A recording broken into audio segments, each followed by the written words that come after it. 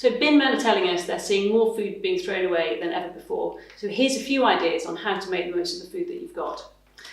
Choose your vegetables wisely. Choose the things that last a bit longer. So I've chosen cabbage because I can use it in a stir fry, I can use it for a salad, I can use it in a casserole. And if I'm stir frying it, it's going to last an awful lot longer in my fridge now than a bag of bean sprouts or a ready mixed stir fry mix.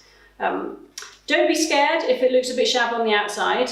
It'll last in the fridge for several weeks if it's kept nice and cold. If the outer leaves start to deteriorate, you can just peel them off and you're left with a really nice crispy cabbage. So don't be afraid to use the last few leaves. Choose spinach instead of lettuce. It's going to be just as nutritious and tasty in a salad, but will last much longer in your fridge. Butternut squash, root vegetables like that will last quite a long time in a cupboard. They don't even need to be in the fridge, they store at room temperature, so don't take up space in the fridge. Don't stress if you can't get bread.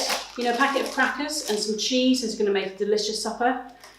Cheese actually itself is brilliant because it's got a much longer shelf life than you might imagine. So my halloumi here is going to last for at least 7 months, so I can tuck it away in the fridge, use it when I want. It's there, great for emergencies or whatever I need it for. Pasta, if you can get hold of some pasta, which is tricky at the moment, you've got some in the cupboard, actually look after it, use it wisely. Don't put the whole bag in a pan of water and serve it all up as one meal. Just serve it mixed in with potatoes or other vegetables, pad it out a bit. And finally, Parmesan cheese, amazing on flavour. You can use all of it, grated. Even when you get to the rind which is left, throw that into some soup and it'll just sort of melt and disappear and add so much flavour to your soup.